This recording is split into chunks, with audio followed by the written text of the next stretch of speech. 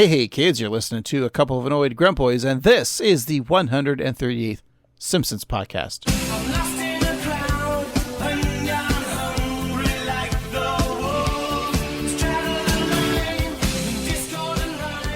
That's right, we are the official Simpsons podcast that talks about The Simpsons from seasons 11 and beyond, and the newest episodes when they air.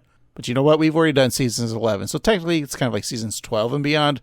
And then we finish 12, then it'll be 13, and so on and so forth. We might even finish the season in between. We don't know, because we have a wheel of random that picks out the episodes for us. Because plenty of other podcasts have discussed the golden age, that being seasons 1 through 10.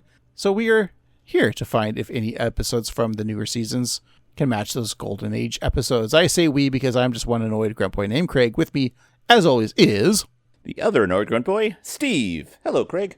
Hey, Steve. I feel like the past couple episodes, maybe in the past few months, we kind of do a fun little bit and then get on to the episode. Mm-hmm. And we haven't really sat down and talked about our personal life on this podcast.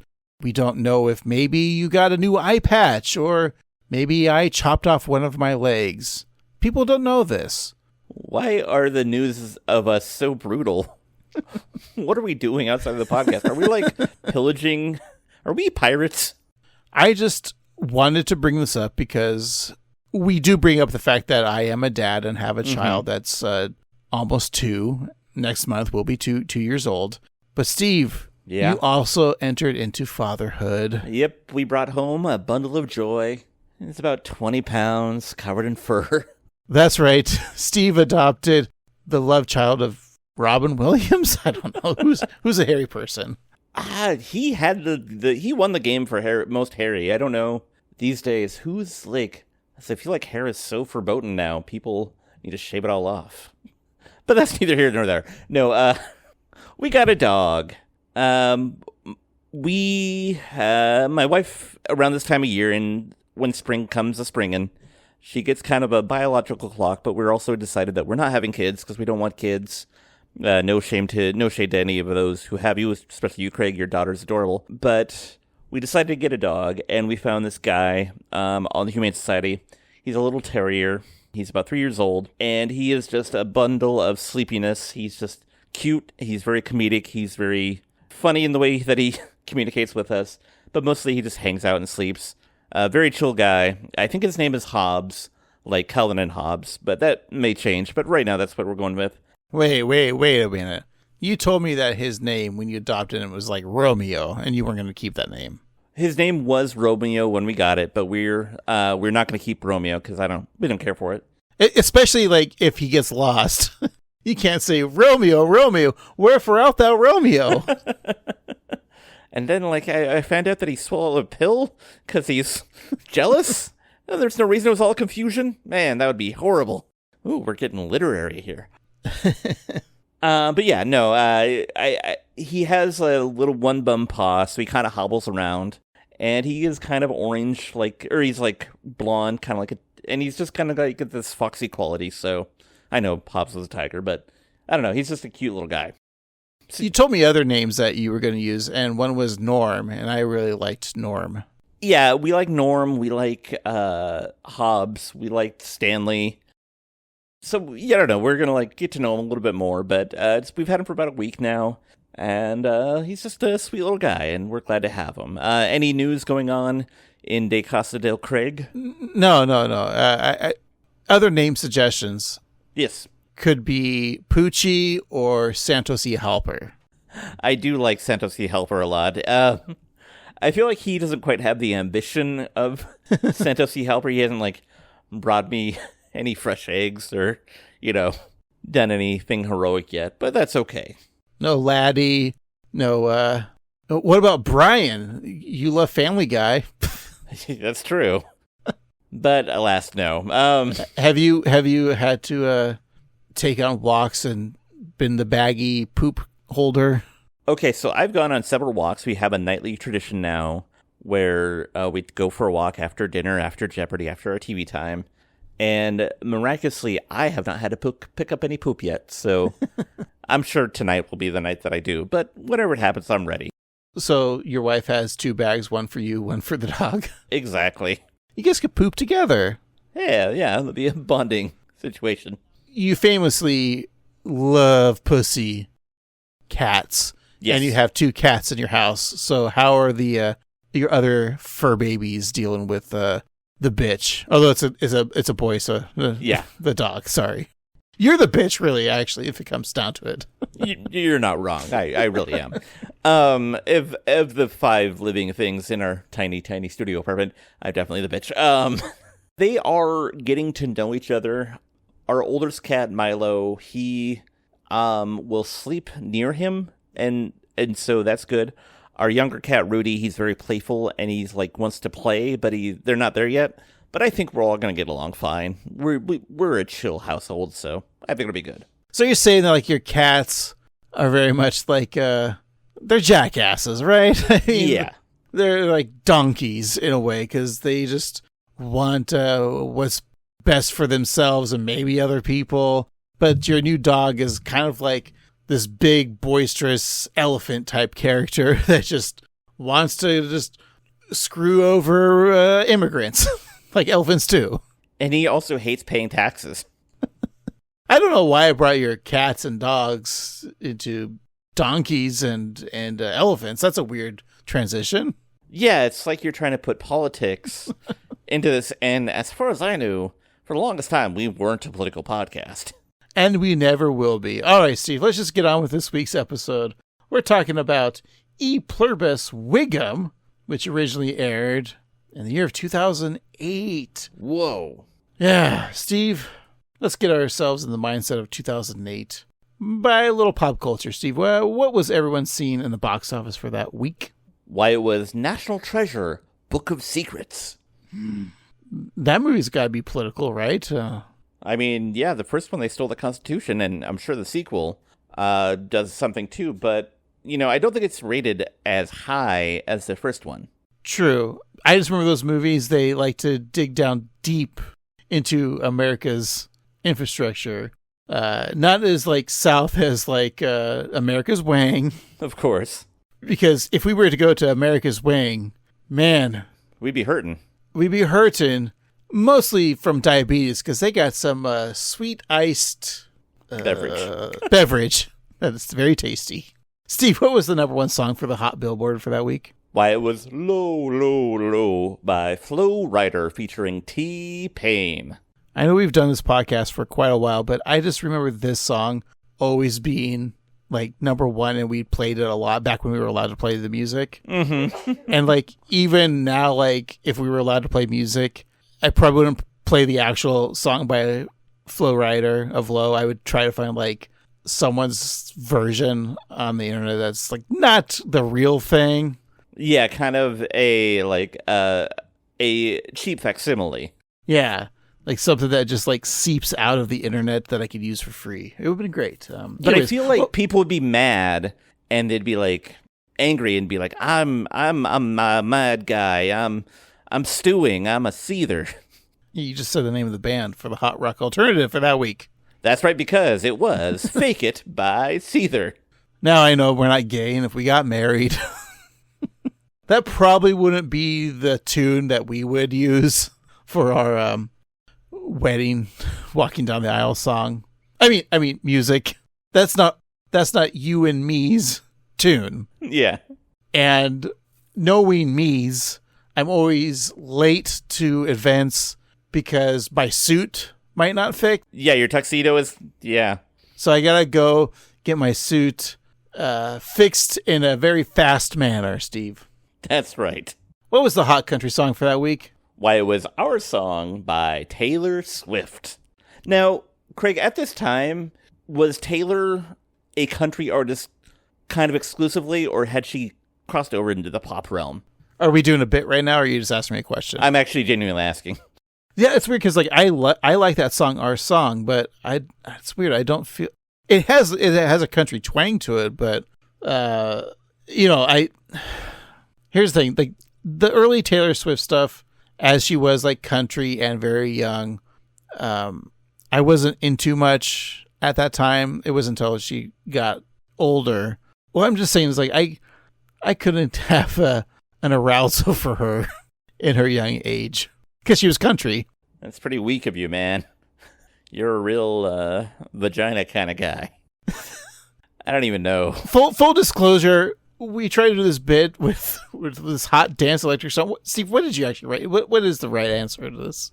It is Country Boner. That's country, C-U-N-T-R-Y, Boner, by Pussifier. So that's a real song? Yes, that's why I put the note. It's literally not a joke entry. The number one hot dance electric song is Country, again, C-U-N-T-R-Y, Country Boner by Pussifier. We're not allowed to play music on this podcast, Steve, but... Do you think Country Boner... Do you think Pussifier is going to go after us? I have to know what this song is. I mean, I do too, so please. All right. You know what? We'll fight the Spotify for this, because I have to know what this song sounds like. I'm going to YouTube now. And do I go on YouTube or PornTube for Country Boner?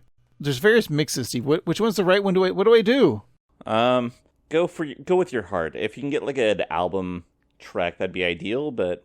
Okay, well, right now I'm getting an ad for a tire business that's only in this area. Is it more Schwab or less? We can't bring it up because they didn't pay for advertisement here. Here we go. Country Boner by Pussifier. Maybe it's Pussifer. Like Lucifer, but Pussifer. Fuck Dolly Parton. Fuck Loretta Lynn. Fuck Barbara Mandrell. And I fucked all over Ken. I fucked Minnie Pearl. I fucked Elvis Presley's little girl. I fucked the judge. You fucked the judge? Hell yeah. My country boner. It won't go down. It won't go down. Are you sure this is the right song? Yeah, that's the one. But how is this the... I don't know. Hot dance. So we just watched a video from 18 years ago on YouTube. This is an amazing song. How? I don't understand. Steve, are you sure you did this? I am looking at the Billboard #1 dance singles of 2008, and Country Boner. January 5th was the #1 song, and then January 12th was straight to video by Mindless Self-Indulgence, MSI, and then Country Boner yet again for another 5 weeks. This video that we watched is from 1999. So how's this possible? Is there a remix or something? Or because I found this is from 2008. Okay. The Disco Viagra mix. Maybe that's the one that the internet is not telling me. That makes sense, yeah. Say this slightly, but I think we have a new theme song. What do you think? I think so, yeah. Oh, man. We were so cool in 2008. What happened to us, man? I don't know. We used to be cool. All right, well, there it is. That's maybe the best song we've ever had on this podcast. I think we might have to stop doing this bit. All right, Steve, let's just get on with this week with our urban boners. Is that what we have? I don't know if we can say that. I mean, I got a suburbia boner, and you got an apartment boner. Yeah, I've got an apartment semi. All right, Steve. That's right, we're talking about E Pluribus Wiggum. Springfield becomes the site of the first presidential primary. The townspeople soon get sick of all the presidential candidates sucking up to them and decide to support their own write-in candidate, Ralph Wiggum. Ooh. Steve, why don't we go ahead and attend to our country boners and come back and discuss this episode? Sounds great. All right, we'll be right back.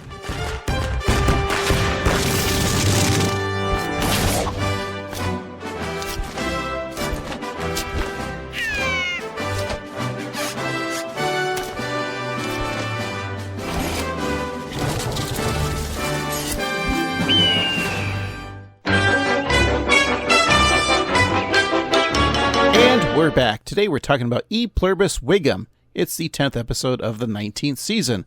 It's episode 410 in the show's run. Original air date January 6th. But 2008. Aw.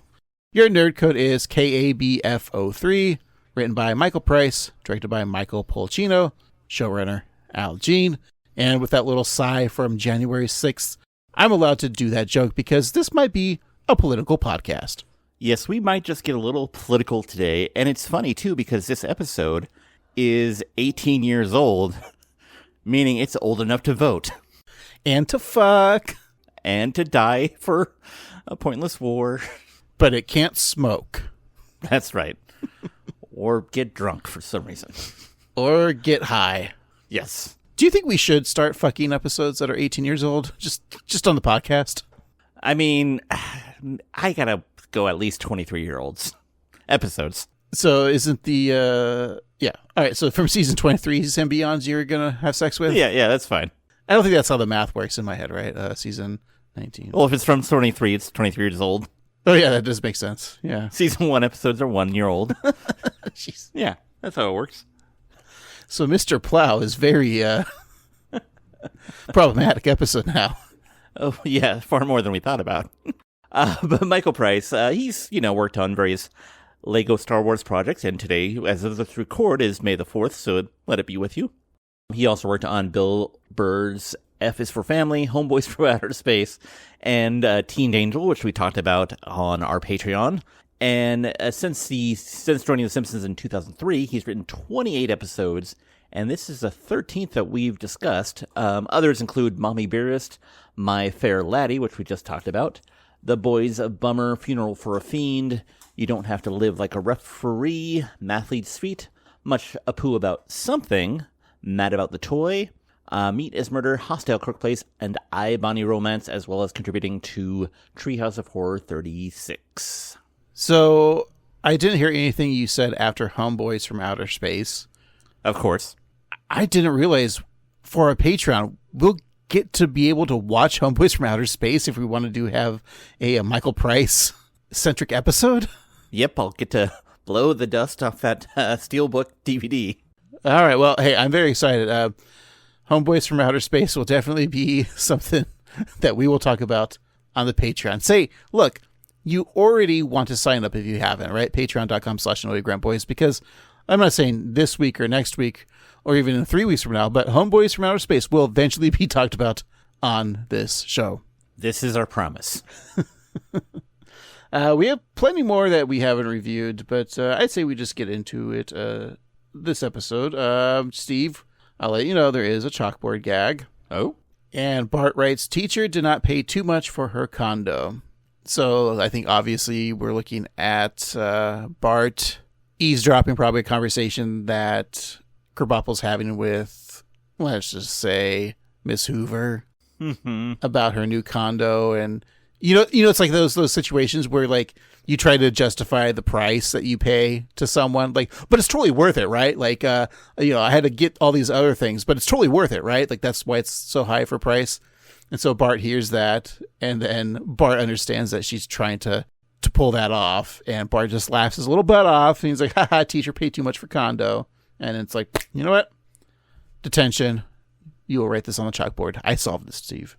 I think you're right. If I may add a little bit of how that conversation probably started, I think it's, coming back to school on maybe Friday. And, they just watched season 2, episode 3 of The Office, which is around this time.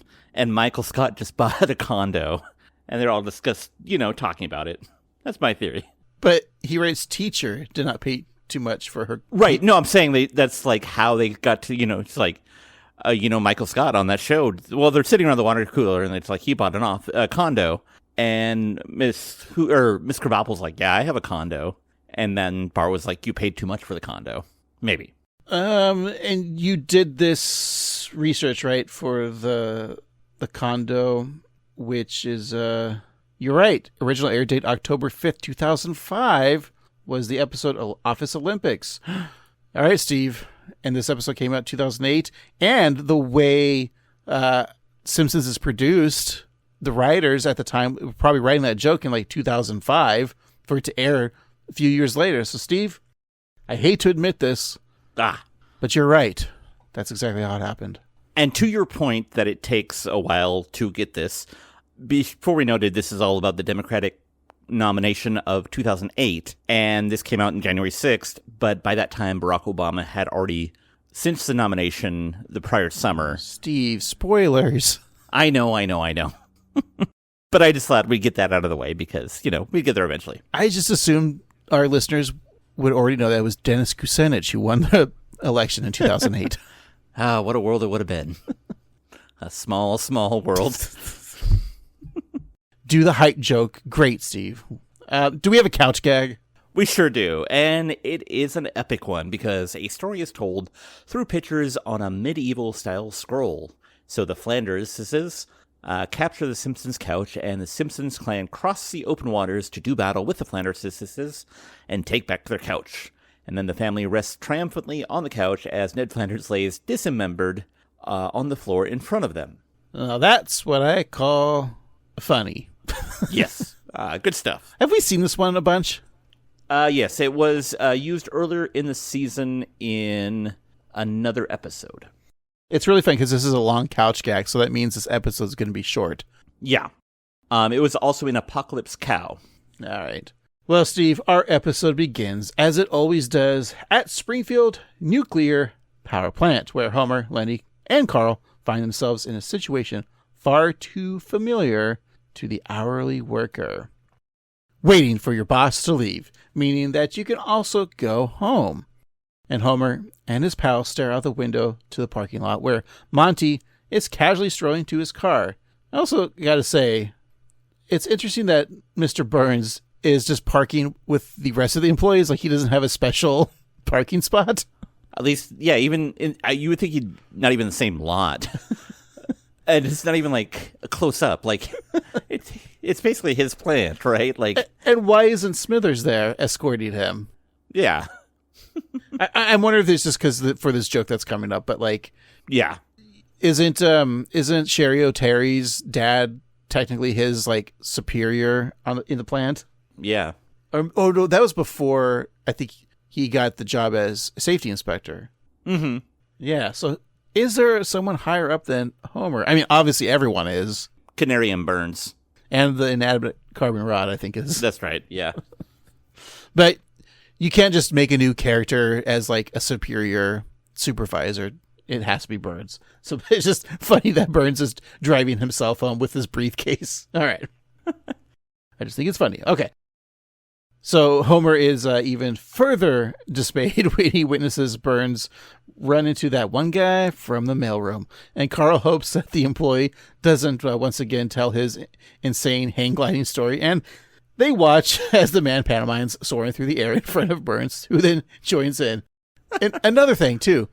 This guy has, like, the balls to go up to Burns like and have casual conversation because he's not afraid of Burns. And then Burns seems to like this dude. Who's this mailroom man? I'm guessing he doesn't work in the mailroom anymore. He probably got promoted. But thinking quickly, Homer picks up the phone and calls the mailroom worker. The employee answers his phone, and Homer instructs him to listen carefully. He goes on to say that Homer has taken the man's wife hostage, but if he doesn't have a wife, Homer has kidnapped his brother. And then he asks the guy to nod if he understands. And Homer tells him that if he backs away slowly, he'll let the man's dog live. Alrighty, 3 things there. This really good start. The man backs away, but Homer continues his demands, telling him to stop and dance like a happy prospector. And the mailroom guy obeys, even dancing happier when Homer tells him to. So at Homer's behest, the man dances even happier, causing Monty then to clap along. And Homer keeps telling him to dance even happier, and the man, who is under the impression that his wife or brother or even his dog have been kidnapped. But he's still gleefully busting a move, even then going to doing a handstand. So Carl reminds Homer that the idea was to get the guy away from Burns. So Homer tells him just to go, but to kick like a rocket as he leaves. And so the ever-obedient man follows suit, and Burns makes his way to his vehicle and drives off. So with the boss gone, Homer and his buds are free to go. Lenny declares, "Empty apartment, here I come." And Homer gives Marge a call, excited for dinner, as we'll hear in this clip. Set the table, Marge. I can already taste those deep-fried pork chops. Don't you remember what today is? Oh, when you ask me that, it's never good. It's the 1st of the month, the day you promised to start your new diet. I'm just really worried about your weight. Bart says that we got a call from NASA, and your gravity is pulling satellites out of their orbit. Marge, that was a joke. But it comes from a true place. Oh. Well, if I'm gonna start a diet, this is my last chance to eat all the crap I love. Look, I know body shaming is wrong, Mm-hmm. but Marge's line of Bart saying that NASA Oh my! Like that just was it cracked me up so much when I saw that. And it's just funny, like Marge just giving the exposition, being like, just setting the table for like, this is what's happening. I don't know, just very funny. I had a couple good ha-has in this episode, and that was definitely one of them. Just Marge reiterating a "you're so fat" joke. Mm-hmm. Just brilliant. Yeah, so Homer then drives down Springfield's beloved fast food boulevard, which features such chains as General Chang's Taco Italiano, Dead Lobster, and We Have Bathrooms. All right, Steve, which one are you going to? I think I'm going to go international and go to General Chang's Taco Italiano. That's the one that interests me the most because it's got looks like a fortune cookie and a sombrero and Italy, the country of, as its logo. So you get like Chinese, Mexican, and Italian all in one place. What is this? Heaven? I think that place is called the Cheesecake Factory. That's true. Homer finds the eatery he'll miss the most. Captain Corndog Schnitzel Palace. I might have to go to that place instead. So he tries to hold it together as he promised he wouldn't cry. So as Duran's Hungry Like the Wolf plays, we see busy Subway sandwich workers building a yards-long sub on a conveyor belt leading out of the drive-thru window and straight into Homer's mouth. Not pictured is Jared, who was most likely in the corner jacking it off to child porn, in very big pants. Homer continues his last hurrah eating binge, dumping fries onto a cheese pizza. I'm on board. Followed by lobster. Okay. And then he shakes the pizza box to combined. You gotta mix it up. And then he eats it box and all, which, doesn't sound great, but it's why Marge sticks around. He then hits up the aptly named Chili Blasters, where an employee blasts chili straight into his mouth. Do you think that the reason why Jared lost all the weight was because he was just jerking off to so much child porn that all the semen eventually turned into fat being ejaculated from his penis because he just loved child porn so much? So it wasn't the Subway at all? No, it's just his pedophilia. Well, I mean, that would be a trending diet that would be very problematic, but, people need to lose weight, so... Well, again, not a political podcast, but I think that might be the preferred diet of a Republican. Hey-o! No, you're right. All right. So Homer sees the heaping pile of trash he's accumulated in his passenger seat, and he knows he needs to get rid of it before Marge sees it. So luckily for him, just up ahead is a drive-up trash can featuring Sideshow Mel with a mouth wide opening, thanking you for your waste. So Homer throws out his garbage, remarking that this is how the rich toss out their gold. So it's very funny that, like, Krusty, well, Sideshow Mel, you could be a part of Krusty Burger, but you'll be the trash. I'm wondering, does that mean that there's probably trash heads of Sideshow Bob that had to be removed after he was fired? Good point, yeah. So is that like a collector's item to have a Sideshow Bob trash can head? Ooh, this is an episode because, I could see, Comic Book Guy having it because he's a collector. He's the collector in Treehouse of Horror, and Bart is freaked out by it. But it turns out it's just a trash can from the, he sees, the iconic pointy hair of Sideshow Bob in a silhouette while he's looking through Comic Book Guy's stuff, and he's like, oh, there's Sideshow Bob, but it's just a trash can. Yeah, I like it. Yeah, it could be also like the fabled Atari ET cartridges that were, buried in the desert, so maybe Krusty buried all the Sideshow Bob merchandise or anything Sideshow Bob related in the desert, and it becomes yeah, they discover it. Yeah, maybe it becomes such a kitschy thing for collectors to go and raid this desert that houses all the Sideshow Bob merch because it's worth a lot of money. Yes, because Bart and Lisa want to get rich, but then Sideshow Bob goes after them because he wants what's his because it's his likeness. It all works out. Well, I think the whole plot would be Sideshow Bob stages everything. He's the one who makes sure that Sideshow Bob merchandise starts to become a collector's item, so he can start selling stuff. Yes. And it's a trap for Bart and Lisa, so he can kill Bart because of the collector's value stuff, because Bart still probably has in the attic, they'll go through all the stuff or the basement of Bart's old Sideshow Bob merch. Mm-hmm. You can have the All-Mac statue and they're bringing back all the old Simpsons references. There you go. Sure, yeah, I like this. I think we have an episode. I think this is great. Also, this idea of Fast Food Boulevard, which is now just, Main Street USA, it came up with Michael Price and his son when they were driving in Palmdale, California, and they stopped at a Burger King, and they saw a long scoop for a drive-through trash can, and his son said, Homer would love that because he's so lazy. And so this is how they came up with the whole idea. And I can only help but think that this is probably all eventually going to be on Tapped Out as well. But it's not a bad idea to have, drive-through trash. Oh, yeah. But then it's kind of weird, you have to, have all the trash sitting next to you. Yeah, maybe it's not. Well, Homer decides to clear out the rest of the old family chariot, throwing away cups, newspapers, bottles, a tricycle, a busted lawn chair, and a pile of uncashed checks. Why does he have that? Uncashed checks. Does he not know to cash his checks from work? He already makes so much money being a single income with 2.5 kids, and he doesn't even cash his checks. It's amazing. What if it's there's probably a deep internet theory that because Jay Leno, who never touched his Tonight Show money, what if Homer is I don't touch my nuclear power plant money because of all the residuals he gets in from the B sharps, or maybe NASA had to pay him off a huge sum because of the going into space. Plus he's got the song with David Byrne. And, they probably still get checks for baby stink breath. There's a lot. Oh, have we reviewed that episode? We did. It's the one with Tony Hawk. Okay. You're right. Okay. So Homer probably does have a shit ton of money coming towards him, but we can't bring this up to our non-Patreon listeners, but our Patreon listeners would know that we know his income from the plant isn't that much, and you would know that if you listen to our Patreon exclusive episode this week. Yes. So Homer then reaches for one more item, a corroded car battery. He goes to read the battery, dispose of proper... But before he can finish that 3-word direction, Homer says, "This book is too hard," and tosses it down the plastic version of Mel's throat.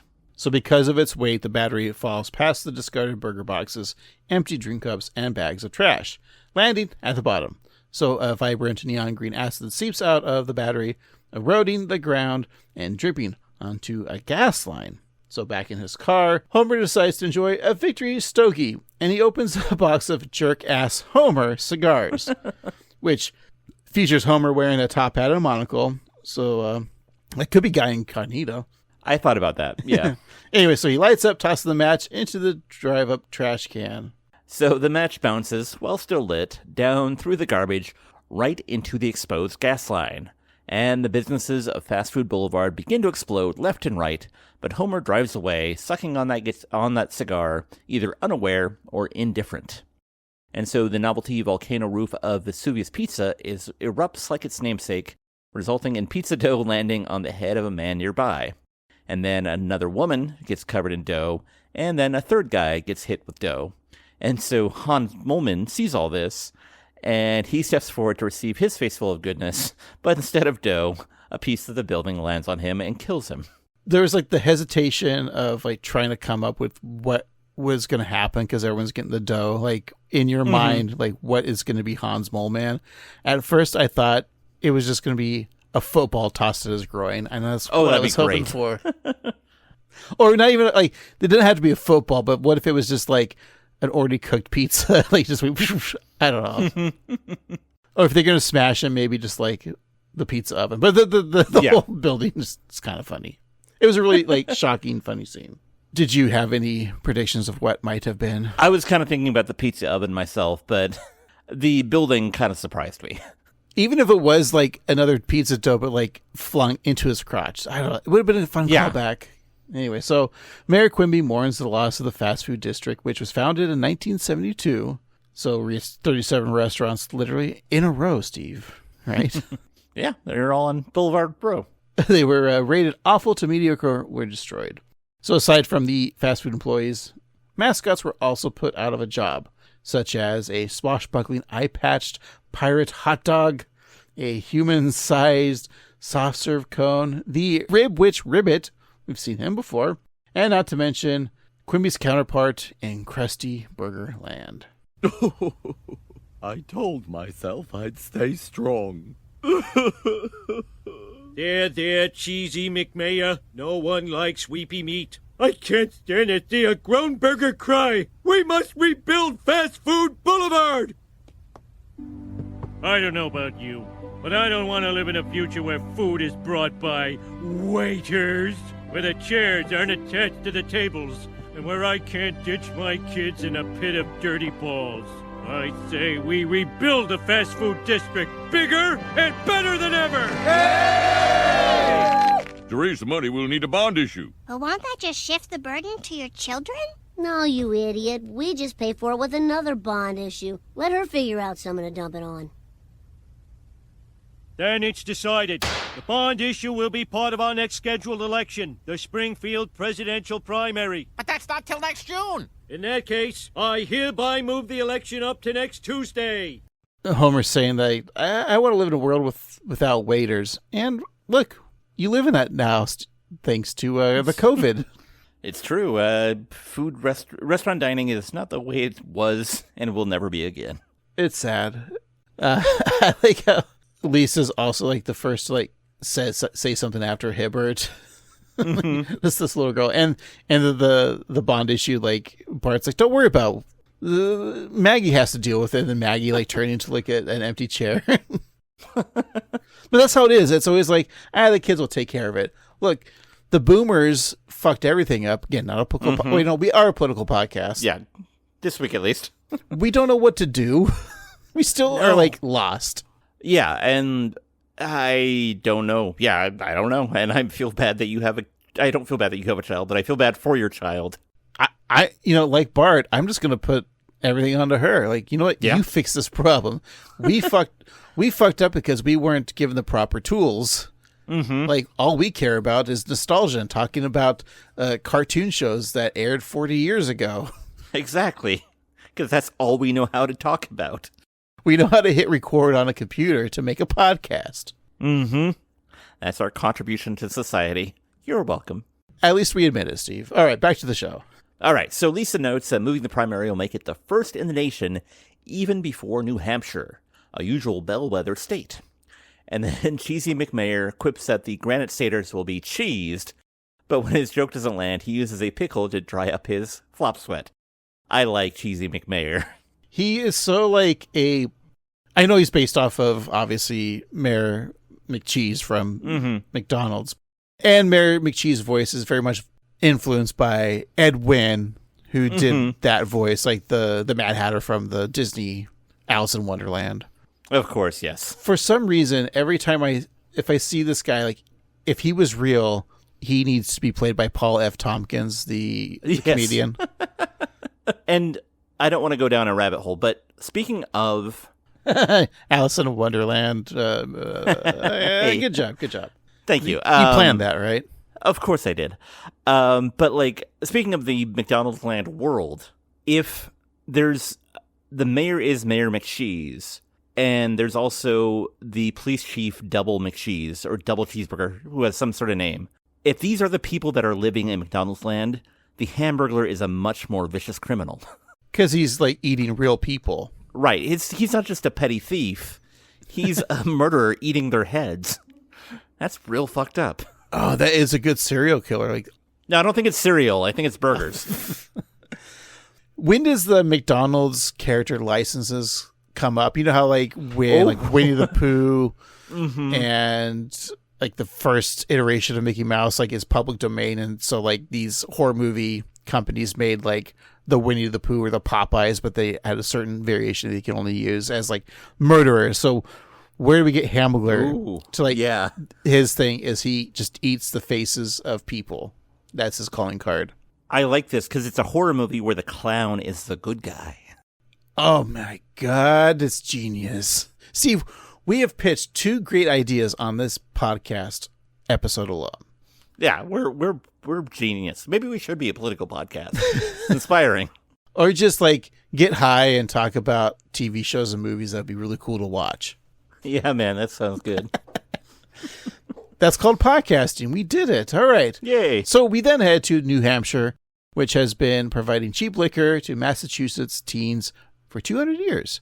So in the Live Free or Diner restaurant, Respected newsman Dan Rather uses his folksy turn of phrase to describe the state of the presidential race for every man. As the day of the primary nears, this race is as wide open as a hobo's mouth at a pie-flinging contest. What do you New Hampshireites think of the current crop of presidential candidates? Well, Mr. Rather, the way I see it, as my father always said, the way I look at it... Dan, breaking news. Springfield just moved its primary a week ahead of New Hampshire's. Now it's the first one. Sweet mother of Murrow. We're off to Springfield, people. Come on, folks, move it. Grandma was slow, but she was old. You have no excuse. Into the truck. I really like how game Dan Rather was in that clip. Like, it might have just been a phone call. I don't know, but like it was a lot of fun. I like his performance.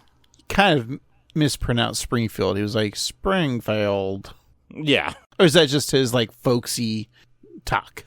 Yeah, it is. I remember speaking of presidential nominations, I remember staying up very late into the night with my dad on the 2000 election, watching the news because it was unprecedented and it's also the first election that I could have voted in. And we were watching Dan Rather, and he'd just be like, "This is like a frog bumping his butt on a log," or he just like pull these like weird, like colloquial sayings out of nowhere, and it's just so fascinating. And he's just a unique person, and I like him.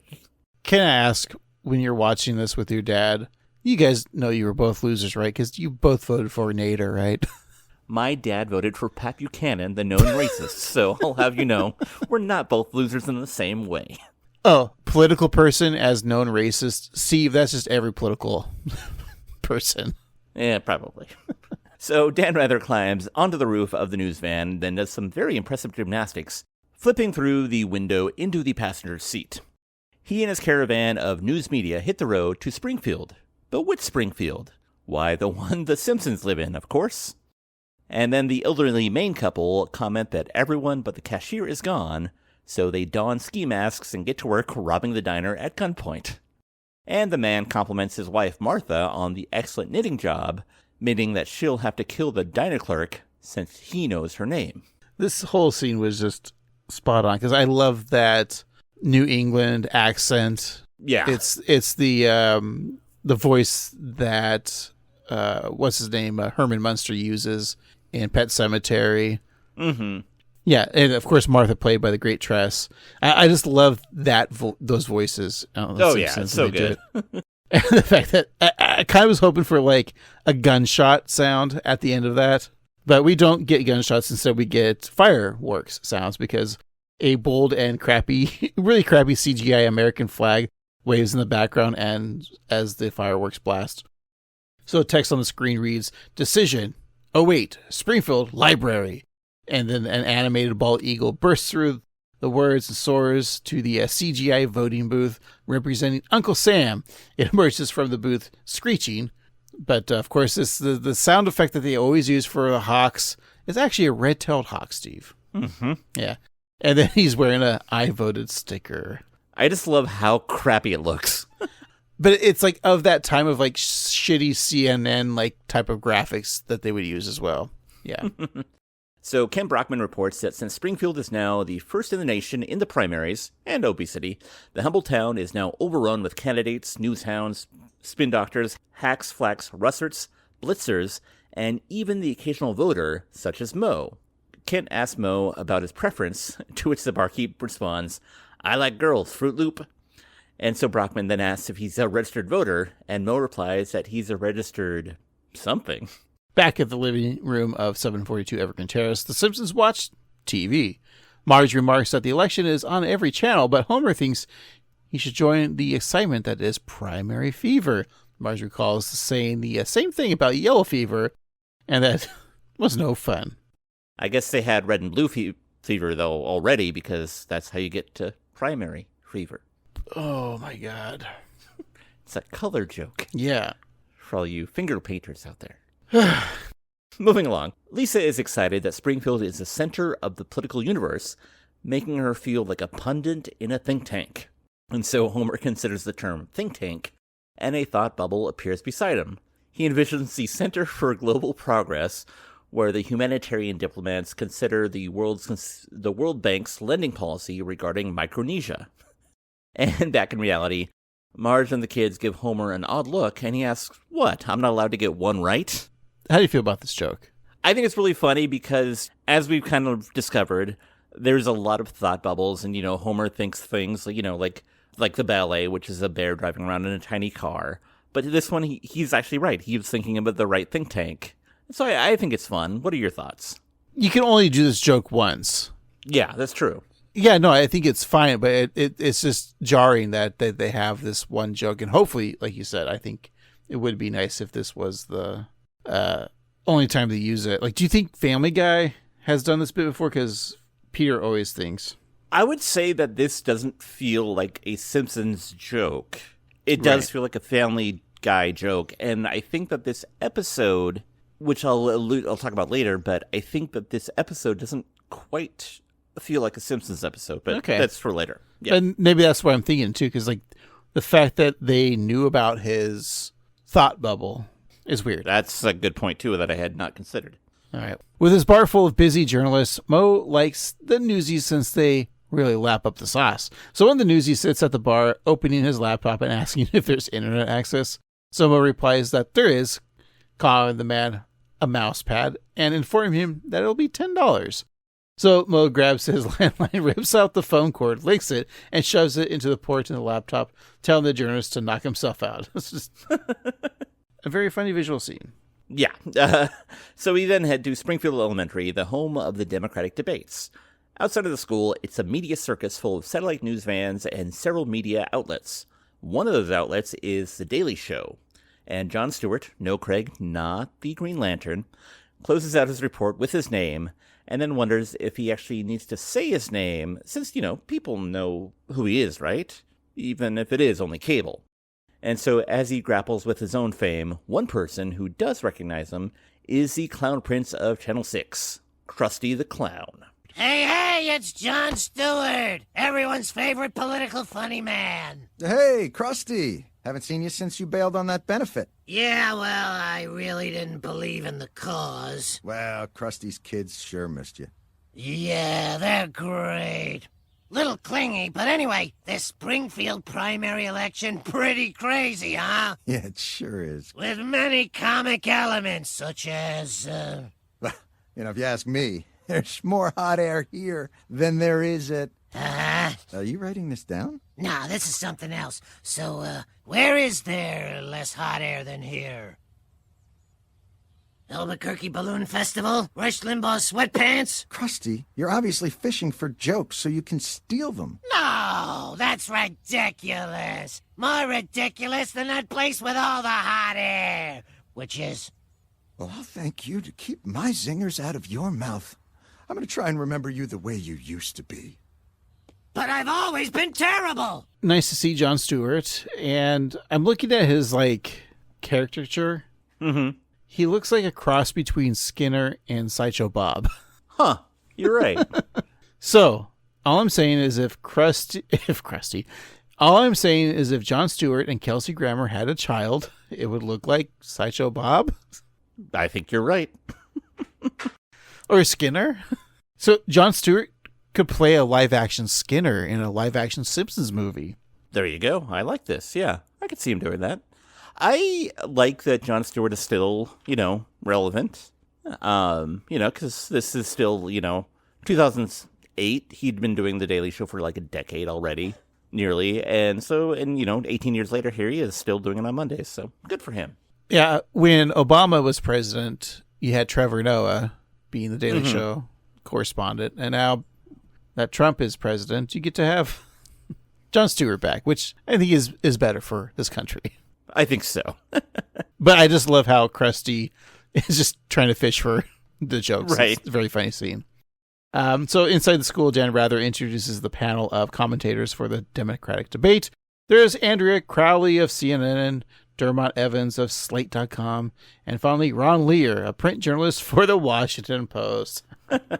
So Dan intros his last guest with derision, and then Nelson laughs at the Washington Post newsman, adding in a little sing-song voice, "Your medium is dying." Now, if you guys don't know, I always do Marge's voice for any character on The Simpsons. Of course.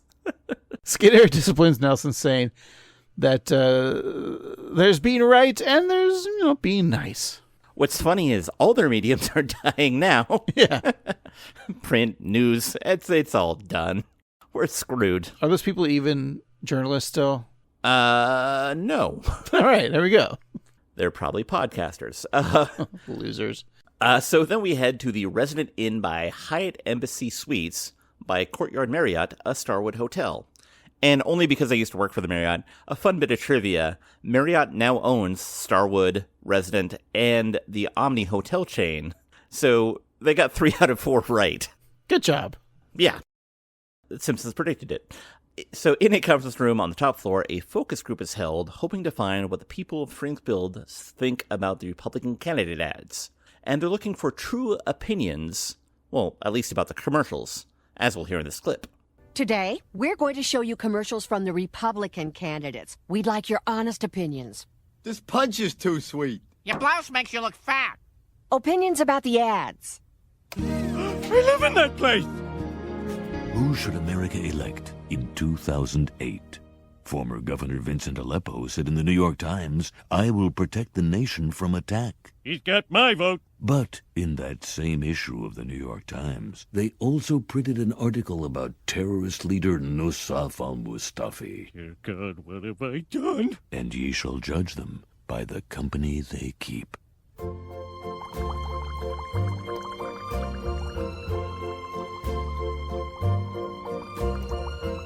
Oh my God, they're going steady. Did everyone see that? So, what do we think?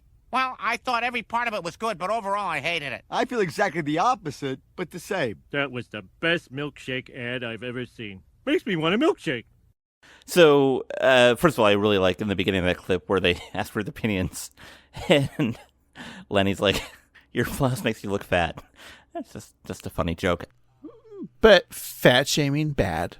Of course it is. I just mean the structure of the joke. But there's there's a graphic of the terrorist and the candidate, and a milkshake between them emitting hearts, which is very funny, as the theme from A Summer Place plays. And also, I really like Lenny and Carl being like, "I loved everything about it I liked, so I hate it." And then Carl says, "I agree, but I feel the exact opposite," which is just, internet commenting in a nutshell. Yeah, and this whole bit is just how all political ads are always skewing to, do something nefarious, like making you think that one thing is bad because of something else. Like the fact that the article, there was a separate article that had no relation to the candidate, and right. They melded that together to think, oh, because of that. So yeah, I thought that was a very funny comment on how we receive these political ads as citizens. Mm-hmm. Well, back in the auditorium of Springfield Elementary, Kent Brockman moderates the Democratic debate, where one candidate invokes Bernie Sanders, saying that the top fifth is consuming 60% of the country's resources, while the bottom two-fifths are only consuming 1/8. He wraps up his speech with a catchy slogan, "And quintal disparity." So this is actually kind of funny because, of course, Bernie Sanders has been in the Senate since my dad was a young adult, which means the 1800s. My dad's old, folks. But he didn't run for president until 2016, and he wasn't, in the national spotlight until then. So this candidate is kind of a pre-Bernie, and so The Simpsons predicted that. Stop saying Simpsons predicted that. I know, I'm sorry. Says our listeners. Yes. But in the audience, Lisa agrees that the people are concerned about quintile disparity, but she feels that the Democrats can't win with yet another prissy brainiac. Sing it, sister. Kent thanks Senator Wintergill for his thoughts, but the candidate corrects him, saying that his name is actually pronounced Weiner Girl. That is such a 30 Rock joke. It is. Or even a Arrested Development joke. Mm-hmm. But I'm here for it. I love that. Yeah. Weiner Girl. I let 30 Rock, Dr. Spaceman, and then Tracy always referred to him as Dr. Spaceman because that's how it's spelled. One of my favorite ones is Leslie dates a British, Liz Lemon dates a British man named Leslie Snipes. I think it's played by Michael Sheen. Yes, Michael Sheen. And he's like, of the two of us, which one of us looks like a Wesley Snipes? It's very funny. So throughout the streets of Springfield, lawns are decorated with the signs promoting the residents' chosen presidential candidate. Aleppo, Hunting Church, Weiner Girl, or, in the case of Bill Clinton, his wife Hillary. So he calls her to ask how many signs he needs to put up, and though her shrill, unintelligible squawking, he learns that he needs to put up 25 more signs. He then wonders what he did to deserve such treatment, and then she properly reminds him. Must have been all those Big Macs that he would run to and eat while he was president. Yep, nothing else that Clinton did wrong. Never, gone to an island and looking at photos and be like, I remember that when he was being in a deposition. Oh, can't believe I got away with that one. Oh, the Big Mac, that is, of course. Yeah. The Simpsons have erected a sign as well that says undecided. And if I didn't care about politics, and, you should now because the world's on fire, the idea of having a sign that says undecided is very funny. When the news gets out about a household yet to make a choice, all of the campaigns send teams to 742 Evergreen Terrace. So amidst the vans, helicopters, and even elephants, a team sends a battering ram to the Simpsons where it gently taps on the door. It's just such a funny gag for them rushing to the door with the battering ram, and it just gently knocks on the door. And on the other side, Marge opens the door and is rushed by a barrage of people while she's asking herself, I wonder who that could be. So a photo op is set around the dinner table where each of the candidates begin to carve a turkey while mentioning their key talking points, be it family values, the diminishing middle class, cut and run, or terrorist win. So frustrated with all of the pandering, Homer tells the political teams that if they haven't sprung from or aren't married to his loins, they need to leave now. That includes Republican Senator Fred Thompson, who was hiding behind a potted plant. The politician-turned-actor argues that he was in Die Hard, but Homer corrects him, saying that he was actually in Die Hard 2, Die Harder. And Thompson was also in The Hunt for Red October, The Line of Fire, Curly Sue, and a series regular on Law & Order. And so Homer heads to Moe's, where he finds that he's not the only one kind of over primary fever. Is everyone here as sick of those stupid politicians as I am? What about the media? They're not covering the issues. They just want to declare a front runner and go back to their mansions. Who wants to abolish democracy forever? Show of hands. I could really go for some kind of military dictator, like Juan Perón. When he disappeared, you stayed disappeared. Plus his wife was Madonna. What are we gonna do? We can't not vote. Nobody does that. Why don't we all pick the most ridiculous candidate and write him in? You mean Dennis Kucinich? Hey, I'm right here. What? Sorry? No, this candidate has to be unbelievably ridiculous. Chief Wiggum. No, but you're close. Roll over, Ann Coulter, and tell James Carville the news. Springfield voters have overwhelmingly rejected the major candidates of both parties in favor of a write-in, 8-year-old Ralph Wiggum.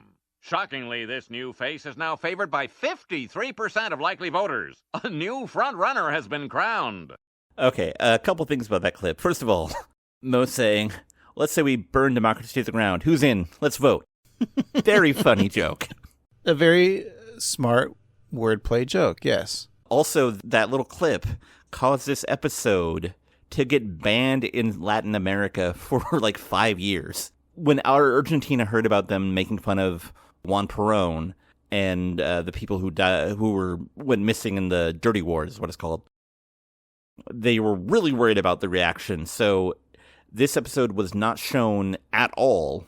They didn't even just cut it out. They just pulled the whole episode until 2013, when it then is only aired in Mexico and Venezuela, which is crazy because by that time, it's a totally different political landscape. So just a bit of funniness. It ends with Lenny just making a joke of and his wife is Madonna because Madonna played Evita. Mm-hmm. So I think even there it should have shown this is just dumb Americans. I don't know. It's cancel culture is what it is, Steve. It's wild because I was reading and the Juan Perón of it all was what the thing was bad, but some Argentinian representative even said the Madonna line was too far. Wow. Well, look, we're going to be at that point in our country when things will get banned because of the leader not liking what is being said about him. I would say, if you ask Stephen Colbert, it's already happening. And as of this record, Jimmy Kimmel too, maybe. Who knows? Who knows? So the Simpsons sit on the couch, stunned at the news, all except Homer, who laughs to himself, saying, "What I did made the TV thing happen." Later, Lisa and Marge watch the debate show Headbutt a Nash Caster, airing live from the nation's capital. So the show's credits shows FDR and Ronald Reagan in a brawl, then Roosevelt leaping from his wheelchair to choke the husband of the throat goat herself, Nancy Reagan. President Ralph Wiggum, 2 days ago, this bedwetter made a splash in the Springfield primary. With the remaining 49 primaries scheduled for next Tuesday, can Ralph go from Sesame Street to Pennsylvania Avenue? Adriatica Bell Johnson. Well, Nash, Ralph Wiggum is a breath of fresh air for a country hungry for a change of air. And he's already a master of the soundbite, from his take on immigration reform, Stranger danger! to his disciplined stance on government spending. I only have this much monies. Well, I'd hate to be the fingernail in this Cobb salad, but we don't even know if this young man is a Democrat or Republican. Now, before we invite Ralph to the prom, we should find out if he's wearing a tux or a tutu. Mom, they're taking Ralph's candidacy seriously. This is a disaster. Speaking of disasters, have you seen this? Springfield Dodge bought too much inventory, and they've only got 1 weekend to get rid of all the 07s. That line just delights me so much. Which line? Marge's line about the 07s. It's also like a nice callback joke to when she was talking to Homer on the phone that Bart says that NASA says. Mm-hmm. So she's just so concerned. Yes. Like everything that like the news commentators were saying doesn't affect her. She just doesn't care. She cares about the advertisement she saw.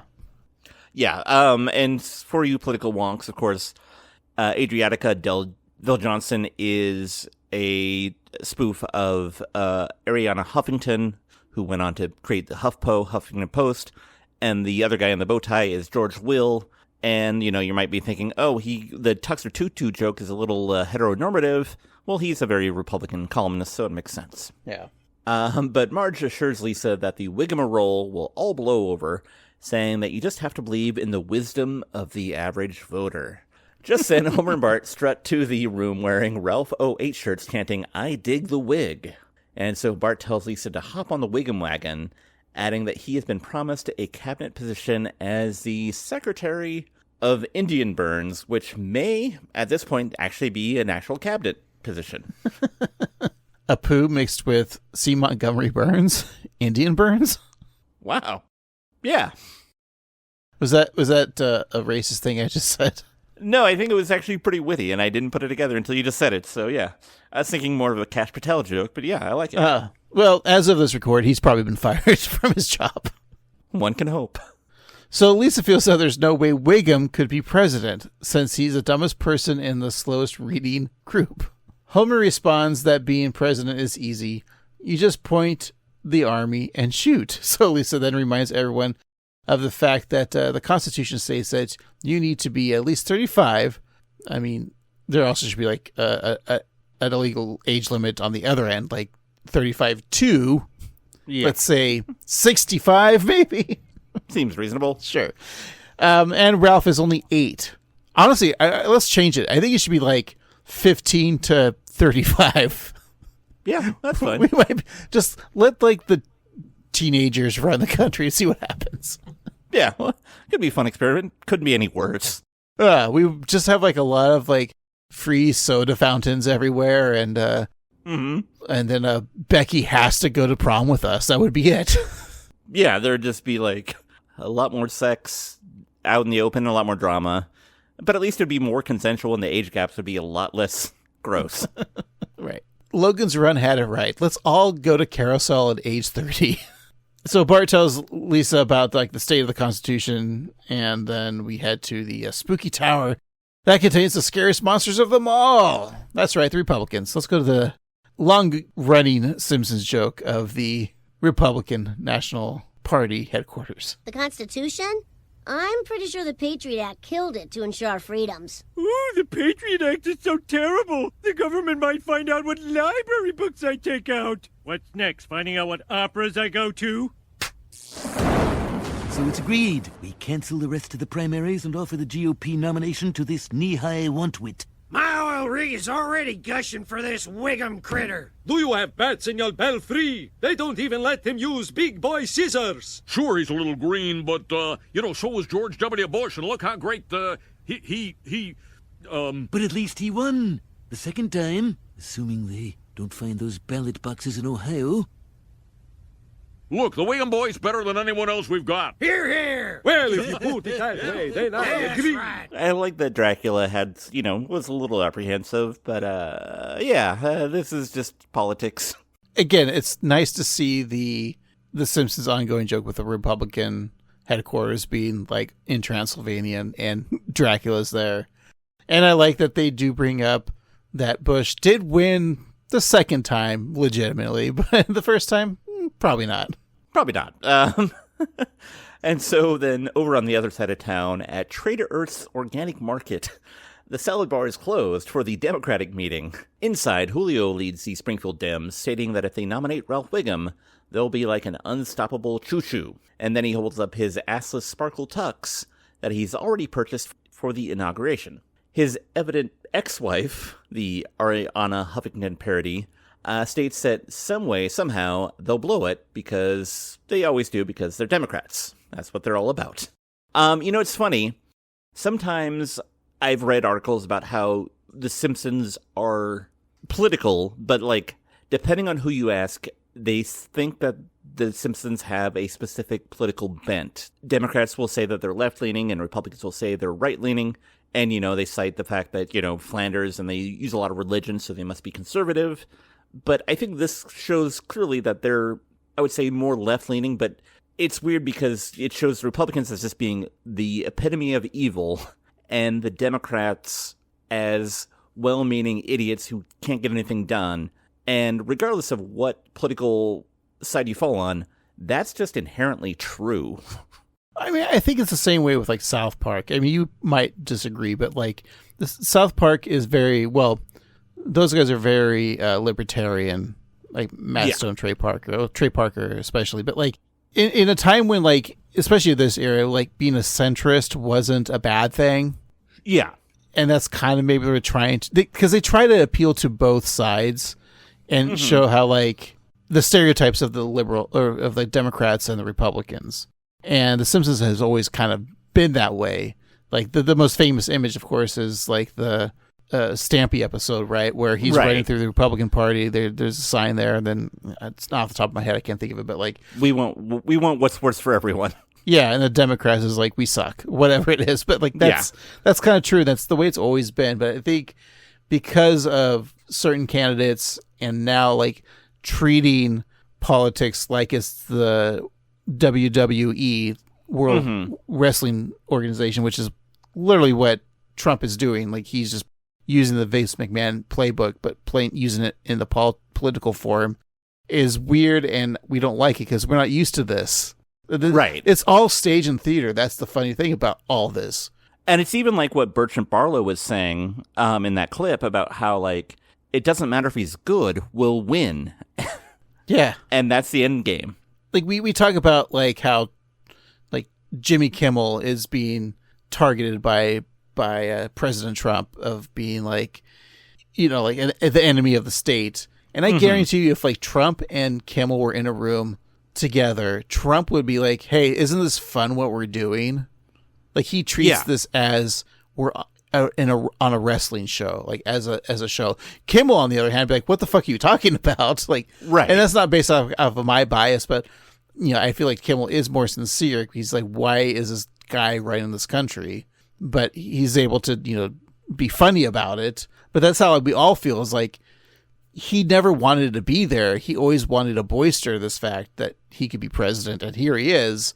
He's not a serious person. No, this was a failed attempt of, like, when you were a kid, and The Simpsons pointed this out too, when Homer was like a little kid. I think this episode with Mona Simpson, the first episode, he's like, Mom says I could be president one day. Like, he was like, you as president is the stupidest thing I've ever heard of. There's checks and balances, and so someone like you cannot be president. And that's like, we've proven this now that not everyone could be president. That's the stupidest thing to say. Yeah.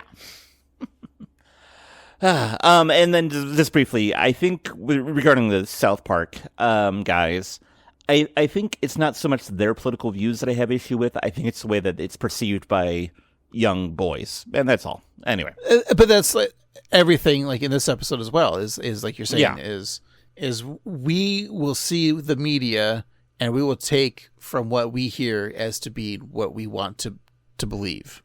That's right. Yeah. Anyways, so yeah. Outside the Wiggum household, Democrats, Republicans, and even undecided voters hold up signs to pursue Ralph to join their side. So let's go live to Kent Brockman. This is Kent Brockman reporting from the Wiggum compound, where both parties have gathered to court the most charismatic child since Drew Barrymore in Firestarter. When she got mad, they got burned. Ralph, both parties want to offer you their nomination. Whom do you like? Go ahead, Ralphie. You're invited to 2 parties, one with a donkey and one with an elephant. Who do you like? Elmo? Ah, Admiral Elmo Zumwalt, Richard Nixon's chief of naval operations. So, Ralph's a Republican. Not so fast, Kent. Zumwalt ran for the Senate in '76 as a Democrat. Oh, no way, Lou. You're thinking of Admiral Hyman Rickover. The father of the nuclear navy? As if. Only one place to settle this, to the offices of the World Book Encyclopedia. I love it when people are unexpectedly smart about anything.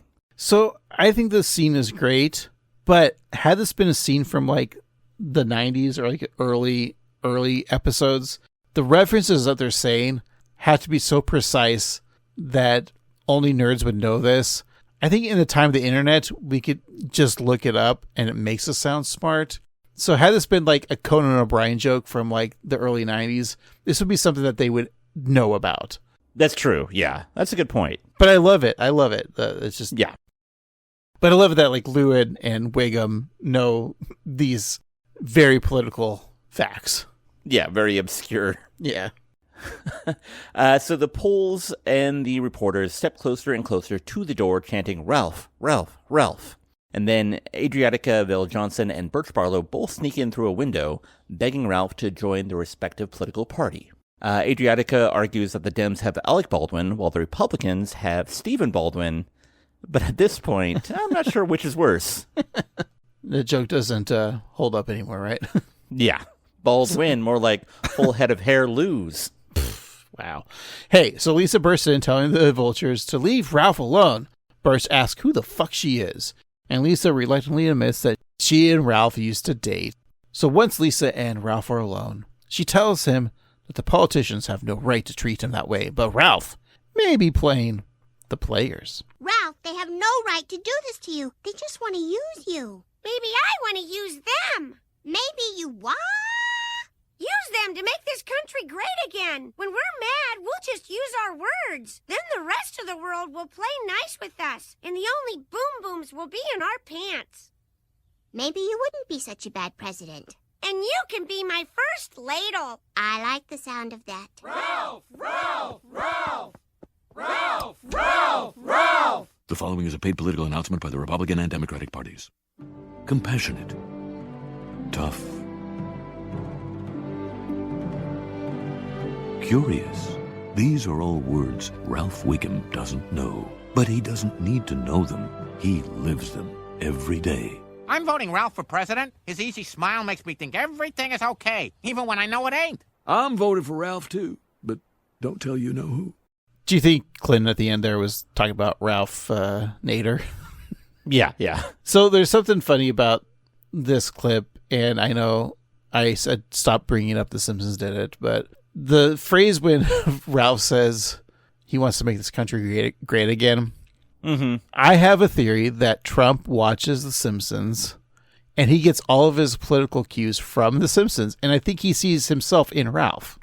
I mean, the only boom boom is not only in his pants, but come on, it makes sense, yeah. we all know Trump makes lots of boom booms in his pants. So it's funny that this correlation between characters. Oh, and then possibly there is a causation. And he thinks if he becomes president, then Lisa will like him more. Mm-hmm. See, The Simpsons predicted the future, like always. That's right. So the bipartisan political ad goes to show Ralph sitting on the lap of the Lincoln Memorial, requesting a tricycle, a dog that won't chew his Hot Wheels, and a brighter future for America. He then says that he's Ralph Wiggum and that he's been a good boy. And as he sticks his finger in his nose, words pop up on screen that say, Ralph Wiggum, pick a winner. And that's the end of the episode. That's how it ends. All right. Well, Steve, I have a lot to think about. I have a lot of choices to make when I go vote. So why don't we take a break, come back, and discuss our vote for this episode. Sounds good. We'll be right back.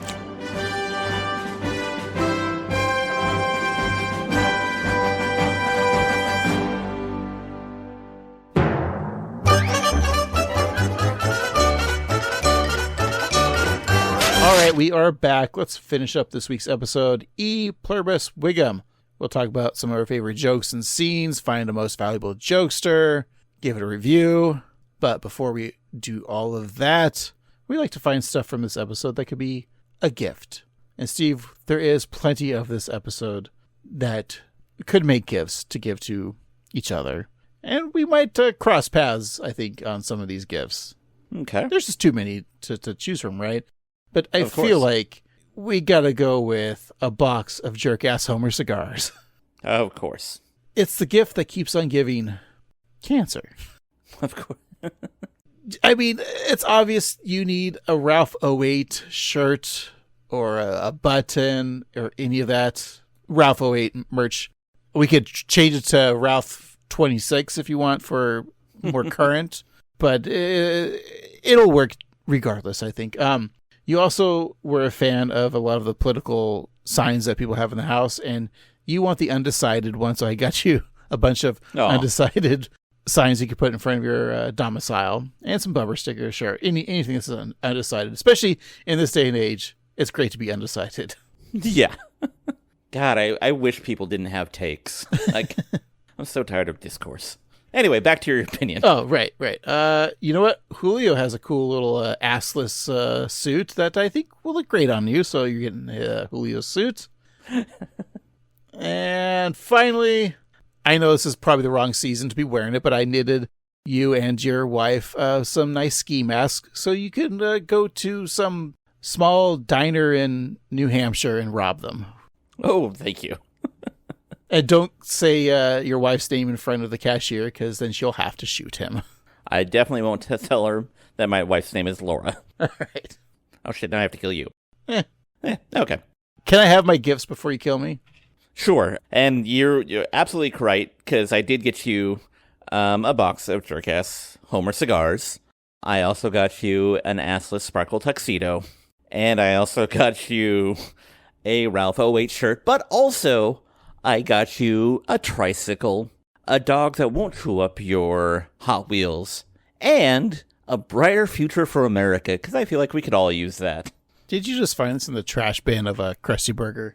Maybe. There's some uncashed checks, too, if you want. That's just too much work. I have no time to cash those uncashed checks. Cash me outside. How about that? Is that still a thing? In 2008? No. In 2026? Definitely not. Okay. Missed the window. Damn. Steve, what did you think about this episode? Did you have an MVJ, favorite jokes? Give us a ranking. So going into this episode, I was ready to hate this episode a lot. The idea of, like, Ralph Wiggum being a presidential nominee, I think Ralph is a scotch overrated as a character. I think they kind of milked him for what he's worth. Not literally, hopefully. And I was pleasantly surprised. The open with the mailroom guy, just so funny. The fast food alley is a lot of fun. Just a lot of silly jokes. It's tough to, like, say my favorite. I really love Cheesy McMayer. But I think I'm going to have to give my MVJ weirdly to Marge. Just her line about getting rid of the 08s And just her genuine concern about looking at an ad for a car dealership and assuming that it's hard-hitting news is just so funny to me, and just the way that Julie read the line. But there's a lot of funny jokes, and I think that the political simulacrums of like your Ariana Huffington and, of course, Birch Barlow as Rush Limbaugh were really good, and I think that Jon Stewart and Dan Rather added a lot to this really well. But for my review, I think it's interesting because, we mentioned Family Guy with the, Homer thinking of the think tank correctly and how that's kind of like a Peter Griffin joke. And we also mentioned South Park. And I feel like this is The Simpsons kind of cosplaying as an episode of South Park, but in the Simpsons way. Because it's not as crass or as everybody's an asshole wrong that South Park might perceive this, but it does create a fun perception of a media circus surrounding politics. And I think them safely not picking actual candidates and only using like Bill Clinton as the actual real politician and purely for jokes, I think that kind of speaks to that. Like, I think it's an interesting way to do this because, the Simpsons aren't really the focus of this episode. And they're just there. And I think the set pieces of going back between The Simpsons reacting to the news happening at Springfield Elementary and then Moe's is a really interesting concept. And I think it works well. It's just a weird episode that doesn't feel like an episode of The Simpsons. But whatever it is, I enjoyed it and I had a good time. I think this is a watch. Yes, it's absolutely dated, but also it's a sad commentary of where we're at currently. And this is kind of a weird... It's kind of quaint to go back in time to look at a time when politics were not so vile, and we could all kind of laugh at it. And then also it's kind of sad to look at it and see this is like where we're at now. Not to get too down on it, but so if I had to give this a ranking, there were 8 candidates in the 2008 Democratic Party. So from your Barack Obama all the way down to your Tom Vilsack, I'm going to give this a solid Hillary Clinton. What do you think, Craig? So, full disclosure, we record this over Zoom, and I share video clips of the episode, and it's just the video clips. Steve, you do not have my my browser up on the share screen, do you? No, I cannot see. Yeah. You literally just and this is not a cop-out, trust me. You literally just said every single thing that I was going to say. Wow. From the ranking, by the way, was supposed to be my ranking. I was going to go on a whole bit with is this a John Edwards or a Bill Richardson or a Chris Dodd? I mean, it could be a Joe Biden, but we don't know, of episodes. Definitely not a Dennis Kucinich. But even your MVJ was my MVJ because of Marge. She had those solid jokes. The gullibility that she had with believing Bart got a message from NASA, thinking that was real. The 2007 cars, so great. And you talked about the datedness of I think if you didn't have maybe that Dennis Kucinich joke, that it wouldn't be as dated. So when you were bringing up actual names of actual candidates of that time, and even the Bill Clinton stuff, which I enjoyed, is of the time. But the fact that you also brought up that the South Park and the Family Guy of this episode has no big plot line. No one learns anything. It's just more of a discourse, a discussion. This is an episode you could skip because of the time frame it is. But also, I wouldn't skip it because of how politics really kind of is in this country. Everything's theater. I believe America's greatest export is theater. And not your Shakespeare type plays theater. I'm saying from, our movies and TV and our politics. Everything is theater in this country. And that's what makes everything popular, too. We don't have kings and queens we looked up to. We have actors that we looked up to. That's our royalty, is the celebrity.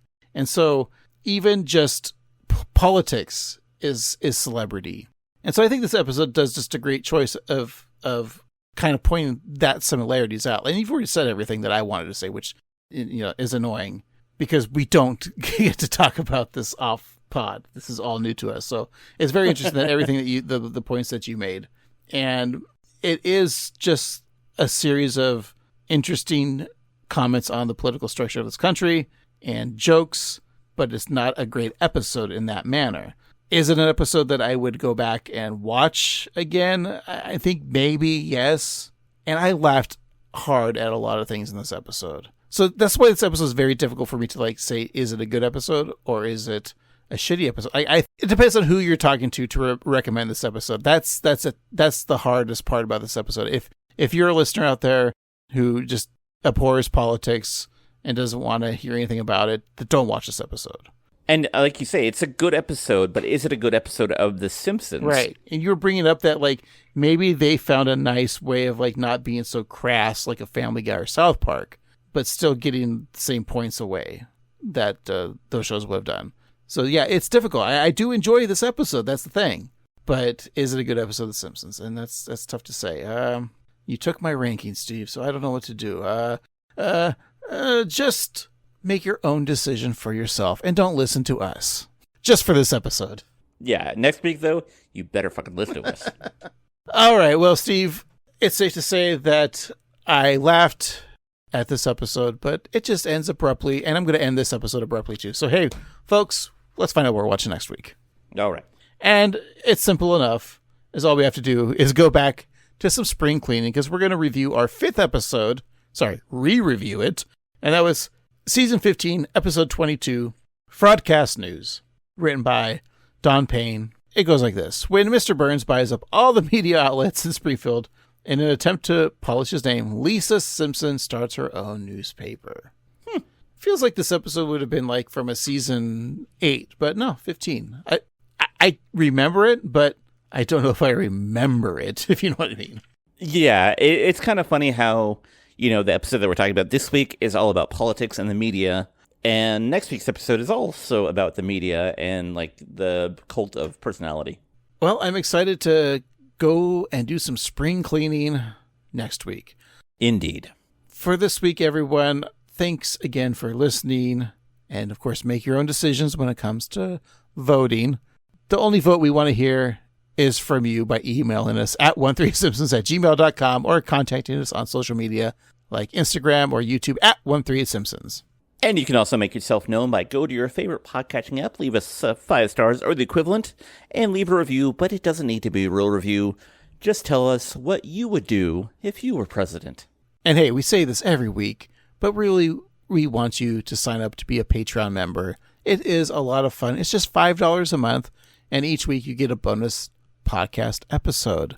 This week we reviewed a Golden Age episode of The Simpsons, Season 7's Much Ado About Nothing, and we had a lot of fun with that because that was a very political episode as well. Yeah. So sign up, listen to that, and get other fun bonus episodes every week, $5 a month. Sign up now.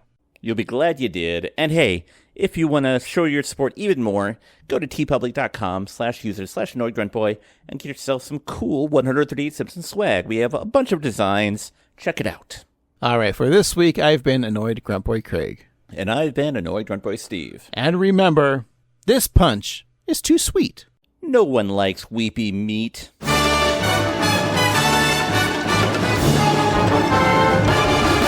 I thought every part of it was good, but overall I hated it. I feel exactly the opposite, but the same. That was the best milkshake ad I've ever seen. Makes me want a milkshake.